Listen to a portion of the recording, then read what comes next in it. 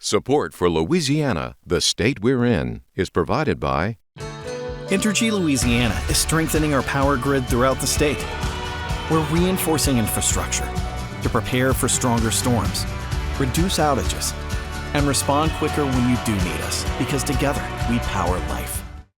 additional support provided by the Fred B. and Ruth B. Ziegler Foundation and the Ziegler Art Museum, located in Jennings City Hall. The museum focuses on emerging Louisiana artists and is a historical and cultural center for Southwest Louisiana. And the Foundation for Excellence in Louisiana Public Broadcasting and viewers like you. Thank you. Did you know Louisiana leads the nation in digital IDs? We'll look at the advantages of LA Wallet as well as some concerns. Louisiana's newest Poet Laureate hopes to make poetry accessible for all. We'll hear her vision as the state's poetry ambassador. And with the Southern Jaguars getting set for a big matchup against Jackson State this weekend, we'll go into our archives for a classic look at Southern's Human Jukebox. Let's get started. Let's do it.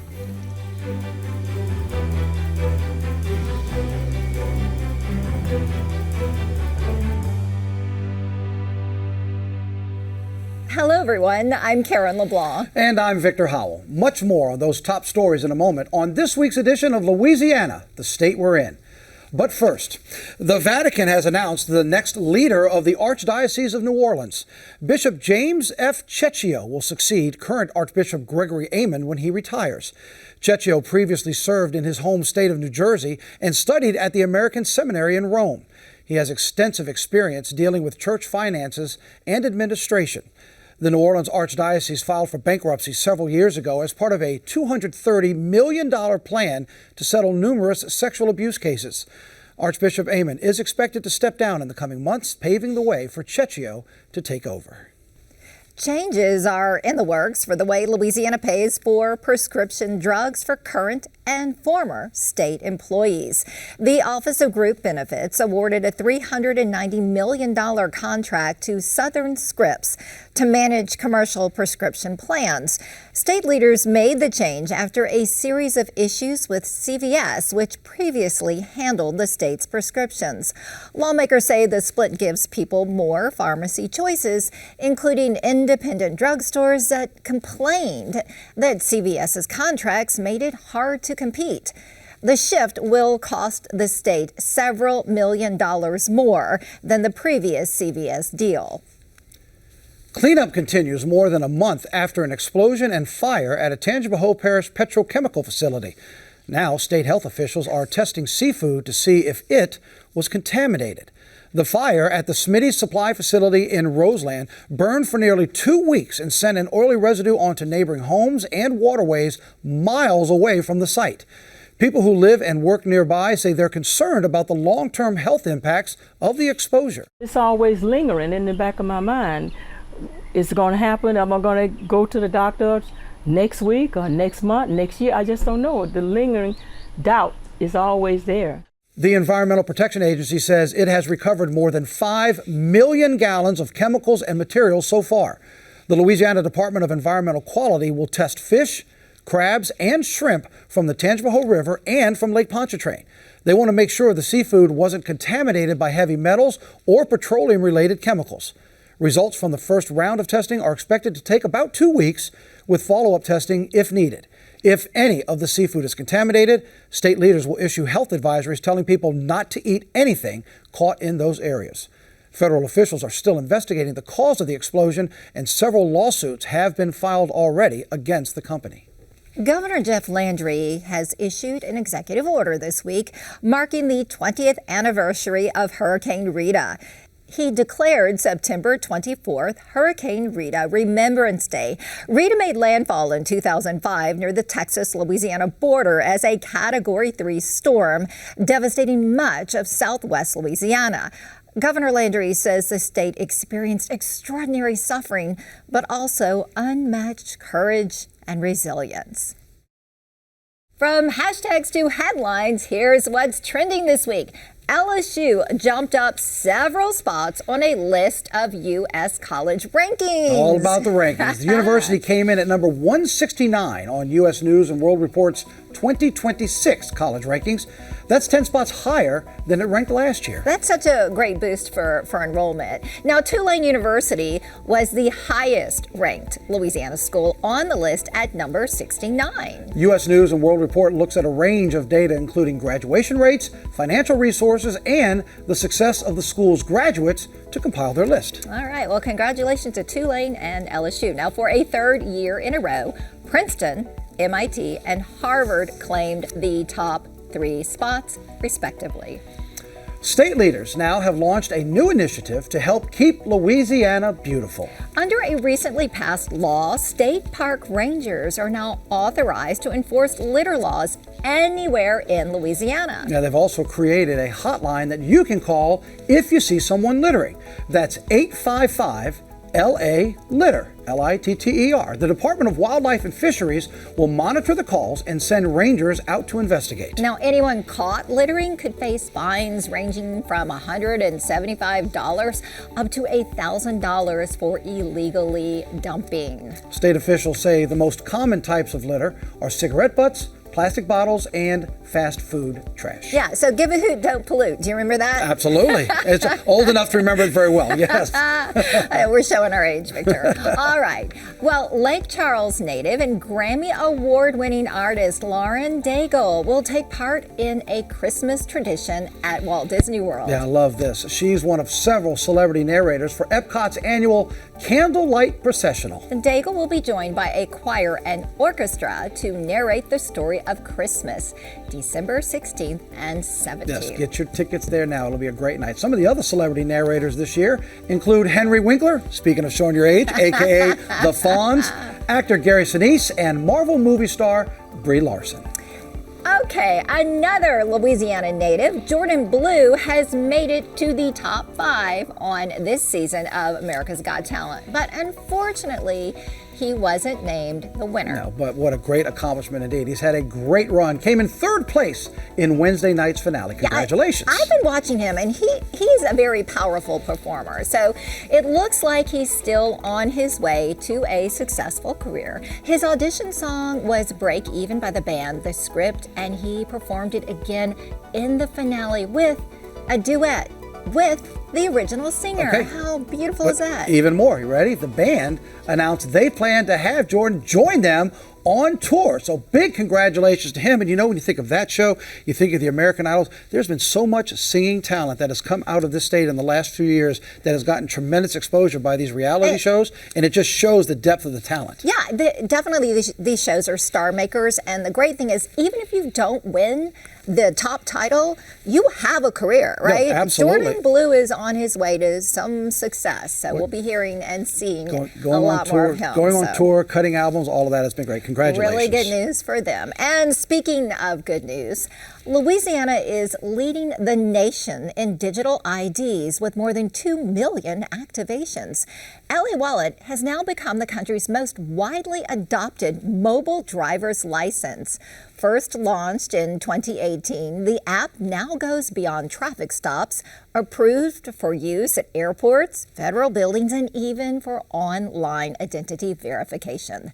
Here is a closer look at how LA Wallet is changing everyday life in Louisiana and the privacy questions it raises. Louisiana was the first state in the nation to adopt a digital license in 2016 when the legislature passed a law legally recognizing a digital driver's license.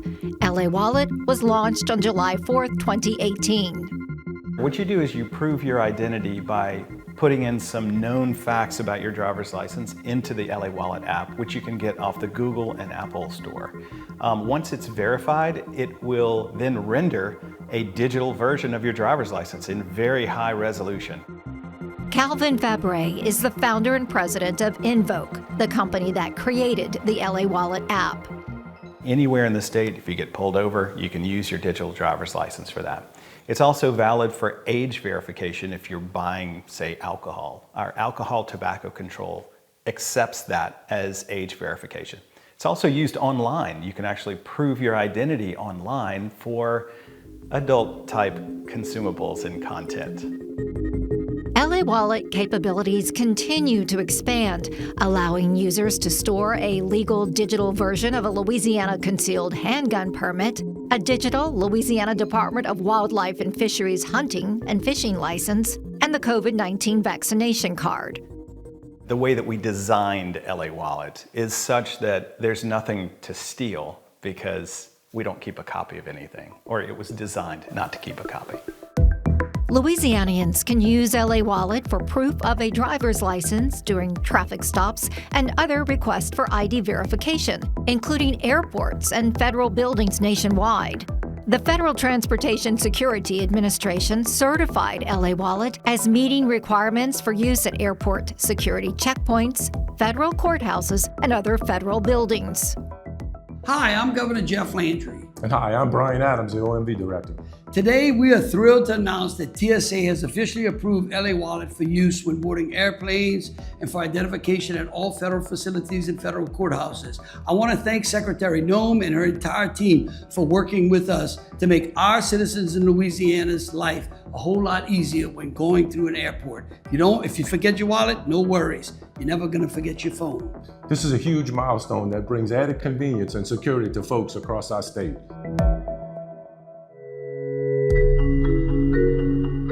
Critics fear that using LA Wallet could expose people's viewing habits or other personal information if the data isn't handled properly. Invoke is leading a movement to protect the digital wallet's transactions. There's a movement called No Phone Home, and it relates to when I'm presenting my digital identity to someone, does the device need to phone back to its source? That is, the state or the issuing authority that created that digital credential? And the answer, of course, is no. We would like the transaction just to occur between the person relying on my identity and myself. So the No Phone Home movement is all about ensuring that policies are aligned in that vein. There are a number of signers on the No Phone Home initiative. Meanwhile, Invoke is developing more modernizations for the Louisiana Department of Motor Vehicles, including multilingual announcement capabilities at local DMV offices. John, votre rendez-vous est prêt à la station numéro 15. We just finalized a new contract for a system that will take Louisiana into the 21st century. After many fits and starts, Louisiana's Office of Motor Vehicles has successfully stabilized its system, making services more efficient and reliable for our citizens, meaning no more long lines. LA Wallet has more than 2 million activations, leading the nation with the highest adoption rate for a mobile ID.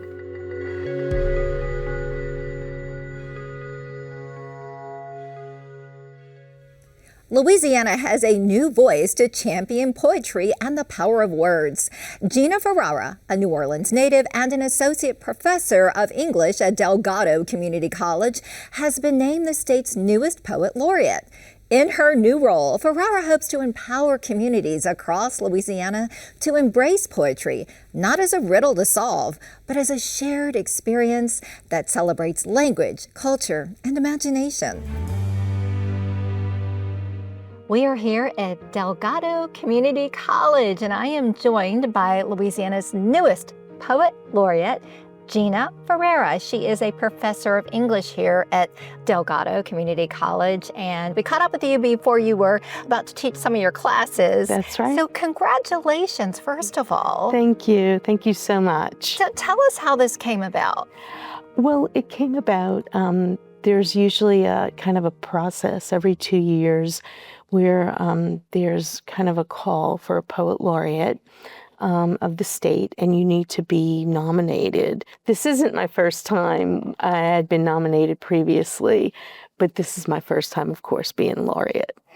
Why do you want to serve as Louisiana's Poet Laureate? Oh, well, I'm a New Orleans native. I mean, I've lived in the state, the city, all of my life, and so much of what we have here appears in my poetry. I like writing about Louisiana. I feel very comfortable doing that since I've lived here all my life. And I like the idea of really kind of empowering people and letting them find their voices. I do that here at Delgado, and I think I can certainly do that throughout the state. What drew you to poetry? Of all the things you could do in the world, why this? Well, when I was a young girl, I had an uncle who was in the Army, and he was stationed in Germany. And my grandmother made us write letters to him every day. And she said, I want him to feel like he's in the room with us. So I really had to kind of focus on specific details in those letters.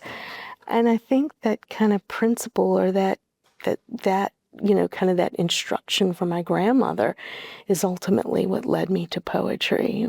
So what is your focus as Louisiana Poet Laureate? My focus is going to be bringing poetry to different communities. Of course, here in New Orleans and throughout the state. I want people to develop the same appreciation for poetry that I have. That's quite simply my mission. My game plan is to really look at, to go to different communities, Lafayette, Baton Rouge, smaller towns, and do poetry readings there, to do poetry workshops there.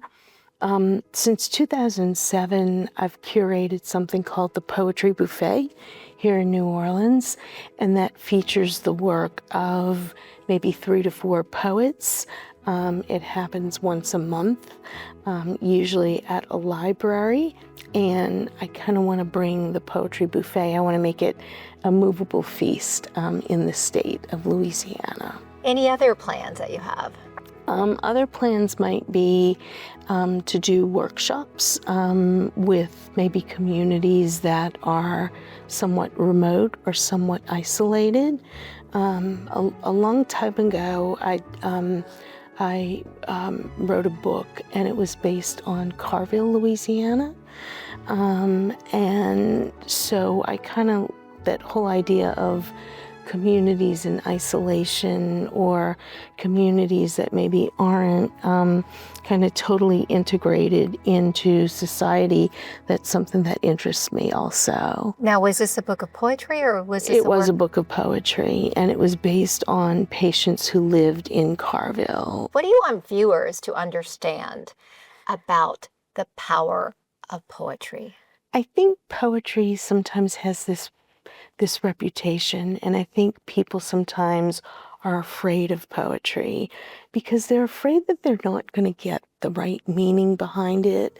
They're afraid that it's maybe too much of a riddle. And I want people to lose their fear. I want people to really welcome poetry, kind of how it uses language and imagery.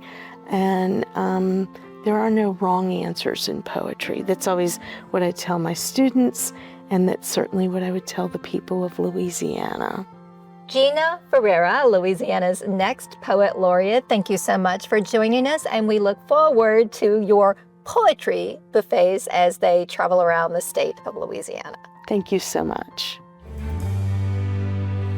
Let's talk a little sports now as we head into the final weekend of September, starting with the announcement by the Louisiana Sports Hall of Fame for its star-studded class of 2026. The group of inductees includes recent Naismith Basketball Hall of Fame inductee Sylvia Fowles, Big Sil. She has a tremendous list of accolades, including 4 Olympic gold medals, an 8-time WNBA All-Star, and a 15-season pro career. And she helped lead LSU to 4 consecutive Final Fours. Fowles is joined by former New Orleans Saint and 4-time Pro Bowl receiver Joe Horn, former LSU Tiger and Atlanta Falcon Todd McClure, and former Minnesota Vikings defensive tackle Pat Williams. Also in the class of 2026, former Northwestern State basketball coach Mike McConaughey. With 682 wins, he's the winningest college basketball coach in the state's history.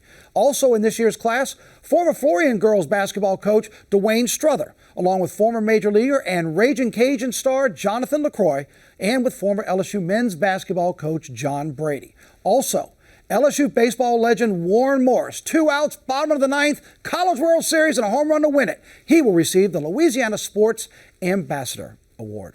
Hey, speaking of John Brady and Halls of Fame, last week, Brady was one of 6 members in the class of 2025 inducted into the LSU Athletic Hall of Fame over the weekend. I was honored to be on stage interviewing the newest members for their induction. Along with Coach Brady, inductees included 4-time women's basketball All-American Tamika Johnson, who led LSU to its first 2 Final Four appearances. I didn't get here alone. Coaching staff, coaches throughout my entire career, teammates, siblings, parents, grandparents. This is an award for everybody that had a hand in who I became and who I am as a woman. Johnson also just accepted a new job at Lafayette as the associate head coach of the Raging Cajuns from Louisiana, their women's basketball team. So congratulations to her. She's working under Gary Broadhead. We wish her all the best. Ellis also inducted into the LSU Hall. LSU's most prolific 3-point shooter, Cornelia Gayden, men's basketball star Ronald Dupree, who played for Brady at LSU, the father of LSU golf coach J. Perry Cole, and closing out the list, one of the most decorated gymnasts in LSU history, Reagan Corville Brenton, a 2-time vault national champ who played a key role in helping elevate LSU gymnastics into one of the top programs in the country. In what is probably a surprise to absolutely no one, especially here in Louisiana, the Pro Football Hall of Fame announced 13 first-time candidates as nominees for the class of 2026, and among them, former Saints quarterback Drew Brees. Brees led the Saints to their only Super Bowl victory, was a 13-time Pro Bowler and 5-time All-Pro, and he's second all-time in passing yards in the NFL history, trailing only Tom Brady. Other first-time nominees include wide receiver Larry Fitzgerald, quarterback Phillip Rivers, and running back Frank Gore. The list of over 120 nominees will get reduced to 50 in October, then eventually to 25, then to 15 finalists before the vote for the next class is made prior to February's Super Bowl.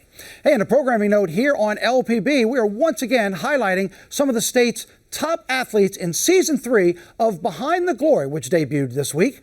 Here's a quick look at the first episode.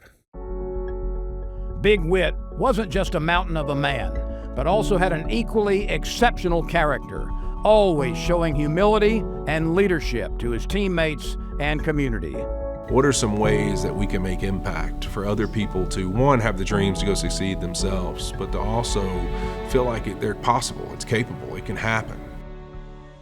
You can catch Behind the Glory Thursday nights at 8:45 right here on LPB. And as you well know, having been enacted with the Hall of Fame, that's where these stories come from. It goes even a little more in depth with the inductees. A really, really great insight. Yeah, such great human interest stories too. Really captures the human spirit. This week, we are going back into the archives, checking out some of the stories LPB has done over the past 50 years. And this week's story is especially timely with Southern University taking on Jackson State Saturday night out on the Bluff. Before the game, Southern's Human Jukebox will face off against Jackson State's Sonic Boom of the South for a battle of the bands. All right, that's going to be a good one. So the Human Jukebox, of course, known as one of the best marching bands in the nation for its powerful sound and athleticism. We're going to take you back. And we're going to take you back to 1993 with Jeff Duhay for a vintage report on the Human Jukebox. This group needs no more introduction than its name, the Southern University Marching Band. Southern has always had a good band, always. It was great when I was playing in the band. It was super. It's always had a good band. And the only thing I want to do is carry it to greater heights. The Bayou Classic this weekend is yet another opportunity for band director Isaac Greggs to show off what he calls the best marching band in the country. New Orleans, Louisiana, are you ready for the world-renowned, the internationally famed, the Southern University Marching Band from Baton Rouge, Louisiana? The Southern University Marching Band is led by drum major Chandler Silky Slim Green. Show him some love.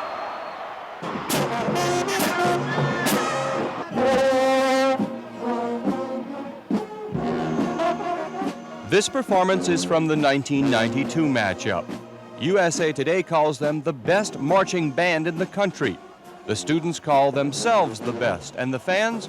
Well, tradition says there's not a single hot dog or drink sold during halftime. You wouldn't want to miss a step of the Marching Jaguars.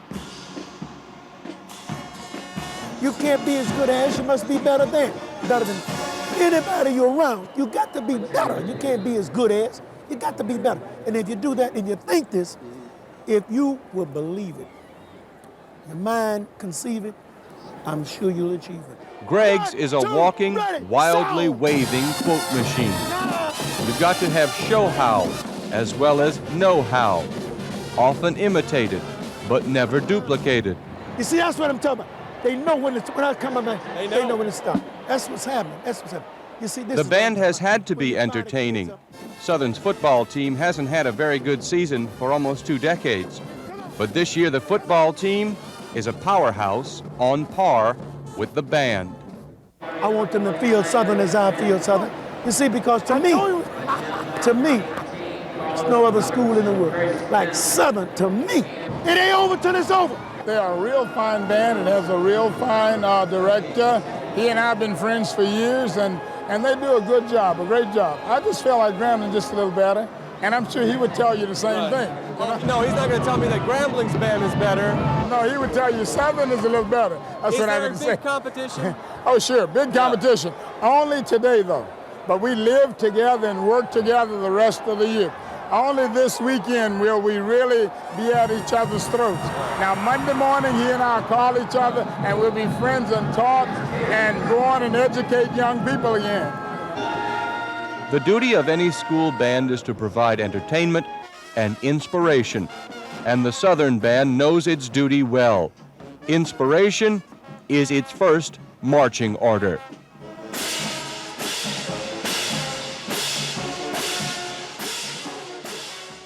So I'm sure you've seen the Human Jukebox perform many times over your many years. Yes, just the best. Hey, money from the Boombox Classic tonight will go toward band scholarships at both Southern and Jackson State. If you don't have tickets to the game, go see the Battle of the Bands. They're just the best. Here's the thing. Even if you're not a football fan, that will definitely bring you out, right? Oh, Just no question. the entertainment, the athleticism, the music, the choreography. What a show. You can't help but get up and dance yourself. It is such a great performance.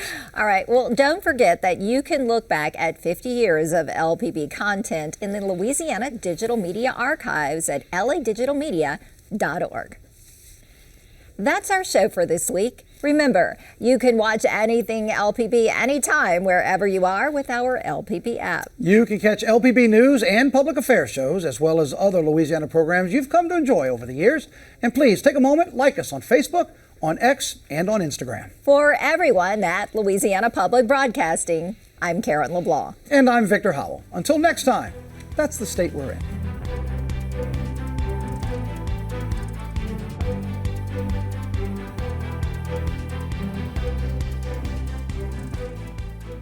Support for Louisiana, the state we're in, is provided by Entergy Louisiana is strengthening our power grid throughout the state.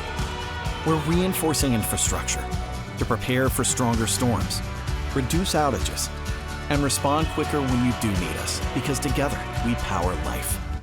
Additional support provided by the Fred B. and Ruth B. Ziegler Foundation and the Ziegler Art Museum, located in Jennings City Hall. The museum focuses on emerging Louisiana artists and is a historical and cultural center for Southwest Louisiana. And by Mary Bird Perkins Cancer Center. Visit Baton Rouge. And the Foundation for Excellence in Louisiana Public Broadcasting and viewers like you. Thank you.